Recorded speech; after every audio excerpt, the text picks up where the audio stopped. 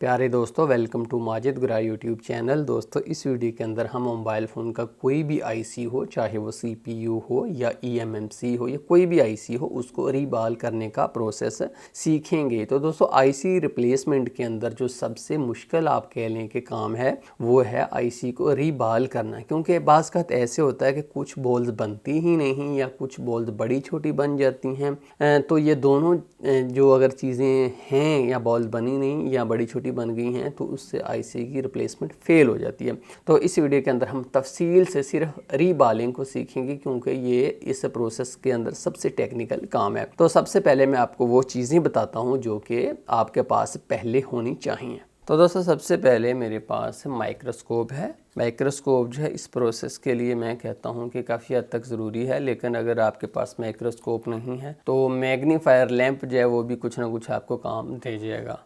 उसके बाद दोस्तों, आपके पास स्टेंसिल होनी चाहिए। स्टेंसिल एक पतरी की तरह होती है, एक जाली सी होती है और इसके अंदर सुराख होते हैं। जैसा कि अगर आप देखें तो यहाँ पर मुख्तलिफ साइज़ के कोई बड़े कोई छोटे सुराख हैं। तो जैसा आपके पास जो आईसी है उसके मुताबिक ही स्टेंसिल होनी चाहिए। ये मेरे पास एक यूनिवर्सल स्टेंसिल है। तो उसके बाद ये मेरे पास दांतों वाला ब्रश है। उसके बाद मेरे पास ये मैकेनिक की 183 सेंटीग्रेड के ऊपर पिघलने वाली पीपीटी पेस्ट है। उसके बाद मेरे पास ट्वीज़र है। उसके बाद मेरे पास सोल्डरिंग आयरन है। लेकिन दोस्तों, ये जो सोल्डरिंग आयरन है इसकी बिट जो है टाइप के की बिट है, आगे से देखें तो। उसके बाद दोस्तों, मेरे पास जो है डी सोल्डर वायर है। ये देखिए मैकेनिक का R300 मॉडल है। उसके बाद मेरे पास पेस्ट है। उसके बाद मेरे पास एक यूनिवर्सल पीसीबी होल्डर है और मोबाइल फ़ोन की सफाई के लिए केमिकल है। ये स्प्रे है जिससे मैं सीपीयू को साफ़ करूंगा। और उसके बाद मेरे पास एल्युमिनियम की टेप है। एल्युमिनियम की टेप अगर आप देखें ना तो कुछ इस तरह से होती है। और उसके बाद मेरे पास एक साफ़ कपड़े का पीस है। मैं यही चीज़ें जो हैं इस्तेमाल करूंगा। तो आइए अब अपना प्रोसेस शुरू करते हैं। दोस्तों, प्रोसेस शुरू करने से पहले मैं आपको कुछ और भी मुफीद मालूमात देनी चाहता हूँ। तो दोस्तों, क्या आपको पीसीबी वे का पता है? अगर नहीं पता तो आइए मैं आपको बताता हूँ। पीसीबी वे चाइना की बड़ी पीसीबी मैन्युफैक्चरिंग कंपनी है, लेकिन इनकी सर्विसेज पीसीबी मैन्युफैक्चरिंग के अलावा भी काफ़ी हैं। मसलन सीएनसी मशीनिंग और 3D प्रिंटिंग वगैरह वगैरह। यहाँ मैं आपको पीसीबी वे की 3D प्रिंटिंग के मतलब मालूमात देता हूँ। अगर आपने कोई भी शेप 3D के अंदर बनवानी हो तो आप पीसीबी वे की वेबसाइट पर ऑर्डर प्लेस करें, उनको अपनी 3D फाइल दें, तो पीसीबी वे आपको ठीक हूबहू वैसी ही शेप का मॉडल बनाकर आपके एड्रेस पर आपको भेज देंगे। पीसीबी वे की बहुत सारी सर्विसेज हैं। इनके मतलब मज़ीद मालूमात के लिए डिस्क्रिप्शन लिंक को चेक कीजिए। तो चलिए अपना प्रोसेस हम शुरू करते हैं। दोस्तों, डी सोल्डरिंग वायर में से एक छोटा सा पीस काट लीजिए। इसको ट्वीज़र की मदद से पकड़ लीजिए। आईसी के ऊपर कुछ पेस्ट लगा लीजिए। डी सोल्डरिंग वायर को इस आईसी के ऊपर रखिए और ऊपर से टाइप के की बिट से सारे का सारा सोल्डर यहाँ से उठा लीजिए। सारे का सारा हमने आईसी साफ़ कर लिया। अगर आप यहाँ पर इसके ऊपर अपनी उंगली फेरें तो आपको ज़रा सा भी कोई भी पॉइंट महसूस नहीं हो रहा। उसके बाद आप अपना मोबाइल फ़ोन की सफाई वाला केमिकल लीजिए और इस आईसी के ऊपर डालिए। ऊपर से आप बुरे से अच्छे तरीके से साफ़ कर दीजिए। इस चीज़ पर आपने कोई कंप्रोमाइज़ नहीं करना। आपने इतना ज़्यादा केमिकल डालकर इतनी देर करना है कि सारे के सारे पॉइंट आपको चमकदार और साफ़ सुथरे नज़र आएँ। क्योंकि यहाँ पर अगर एक भी पॉइंट गंदा हुआ तो इसका मतलब ये है कि अब इससे आगे चलने का कोई फ़ायदा नहीं है। प्रोसेस यहाँ पर 100% फेल होगा जब तक ये तमाम पॉइंट्स साफ़ सुथरे हमें नज़र नहीं आ जाते। अब दोस्तों, जैसा कि आप इन पॉइंट को देख रहे हो, इन पॉइंट के ऊपर कुछ ना कुछ लगा होगा, कुछ ना कुछ पीले कलर का। हमने अगरचे अच्छी सफाई की थी, लेकिन ये पीले कलर का कुछ ना कुछ इन पॉइंट्स के ऊपर मौजूद है। तो इसको साफ़ करना बहुत ज़रूरी है। जब तक ये यहाँ पर मौजूद है, ये पीला पीला, इसका मतलब ये है कि रीबॉलिंग नहीं हो सकती। तो उसके लिए ये देखिए मेरे पास एक कटर है। ये पेन टाइप कटर होता है। इसको मैं लेकर यहाँ से इन तमाम पिनों के ऊपर फेर देता हूँ और ये जो उसके ऊपर कुछ लगा हुआ है पीला पीला, ये उतार देना हो, उतार कर साफ़ कर देता हूँ सब कुछ। अगरचे मुझे यहाँ पर काफ़ी ज़्यादा टाइम भी लग जाए, लेकिन मैंने फिर भी इसको छोड़ना नहीं, क्योंकि इस चीज़ को रास्ते में छोड़ने का मतलब ये है कि अब इससे आगे चलने का कोई फ़ायदा नहीं, नुकसान ही होगा, हमारा वक्त ही ज़ाय होगा। अब मैं इसको धो देता हूँ एक दफ़ा फिर, और अब मैं इसके ऊपर कपड़े का छोटा सा पीस फेर कर इसको अच्छे तरीके से साफ़ कर देता हूँ और पॉइंट्स का दोबारा एग्जामिन करता हूँ। अब दोस्तों जैसा कि आप देख रहे हैं कि तमाम के तमाम पॉइंट शीशे की तरह चमक रहे हैं, किसी पॉइंट के ऊपर कोई गंदगी कुछ भी नहीं है। सबसे पहले आईसी को यहाँ पर रखिए नीचे, और उसके बाद अपनी स्टेंसिल को यहाँ पर रख के देखिए कि किसके पॉइंट बिल्कुल सीधे आ रहे हैं। मुख्तलिफ सुराख हैं, लेकिन कुछ क्या, जैसा कि अगर आप इसको देखें तो ये सुराख सीधे नहीं हैं। इसको छोड़िए, इस तरफ मैं चलता हूँ, इसको देखता हूँ।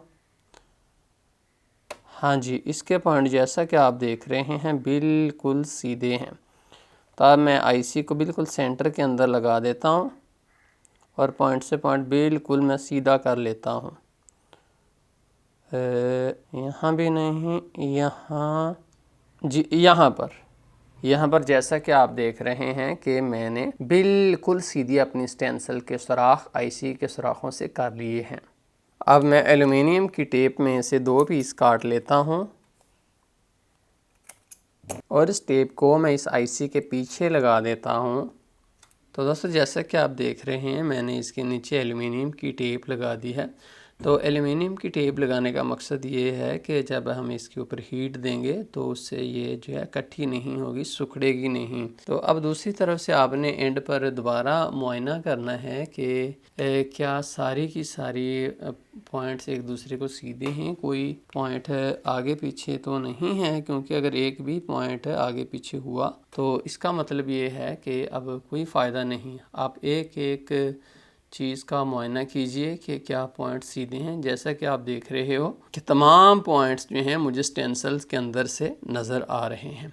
तो अब हम इससे आगे चलते हैं, अपना प्रोसेस नेक्स्ट लेवल के ऊपर लेकर जाते हैं। तो दोस्तों ये मेरे पास 183 सेंटीग्रेड के ऊपर पिघलने वाला मैकेनिक का पेस्ट है। इसमें से मैंने कुछ पेस्ट को ले लेना है, ज़्यादा भी नहीं लेना, बस इतना सा काफ़ी। और इसको मैं टिश्यू पर या किसी भी साफ़ कपड़े के ऊपर यहाँ पर लगा लेता हूँ, और उसके बाद मैं इसको यूं करके यहाँ से इसको दबा लेता हूँ। दबाने का मतलब दोस्तों ये है कि इसके अंदर फ्लक्स मौजूद होता है, पेस्ट मौजूद होता है, ये गीली होती है। अगर हम उसको साफ़ नहीं करेंगे तो फिर हमारा जो है जब हम हीट देंगे तो वो हमारी बॉल पिघल जाएंगी। इसलिए आपने इसको दबा लेना है ऊपर से, ताकि ये बिल्कुल खुश्क हो जाए। जैसा कि अगर आप देखें तो इसके अंदर जितना भी मौजूद था फ्लक्स वो जज़ब हो चुका है टिश्यू पेपर के अंदर, और मैं दूसरी जगह पर रख के फिर इसको दबा देता हूँ। खुश्क हमने यूज़ करना है, जिस शोल्डर के अंदर फ्लक्स हो वो हीट करने पर बॉल्स फूल जाती हैं। मैंने इस जगह के ऊपर रख दिया। उसके बाद मैं एक ब्लेड लेता हूँ और इस जगह के ऊपर मैं इसको मल देता हूँ। इस जगह के ऊपर बार बार आपने मल देना है, और तमाम सुराखों के अंदर आपकी पेस्ट चली जानी चाहिए। कोई ऐसा सुराख ना हो जिसके अंदर पेस्ट ना हो। देखिए यहाँ से मैं डाला, फिर ऊपर मैंने जाकर रख दिया इसको, फिर यहाँ से ब्लेड से डाला, फिर एंड तक। यूँ मैंने इत्मीनान कर लेना है कि कोई भी ऐसी बॉल, कोई भी ऐसा पॉइंट नहीं होना चाहिए जिसके अंदर ये पेस्ट ना गया हो। अब मैं यहाँ से सारे के सारे पेस्ट को उठा लेता हूँ, और उसके बाद मैं टिश्यू पेपर लेकर इन पॉइंट्स के ऊपर अच्छे तरीके से फेर दीजिए। अब दोस्तों आपने कपड़ा लेना है और इसके सेंटर में से ट्वीज़र को गुजार देना है। ट्वीज़र को कपड़े में से इसलिए गुजारना है कि हमारा हाथ जो है वो हीट से मुतासर ना हो। ये देखिए मेरा हाथ जो है यूँ कपड़े के अंदर है, और आप इसको यहाँ पर यूँ नीचे को आपने प्रेस करके इसको रखना है। अब हमने 300 सेंटीग्रेड टेम्परेचर रखा हुआ है, और हम एक तरफ से इसको हीट देनी शुरू कर देते हैं।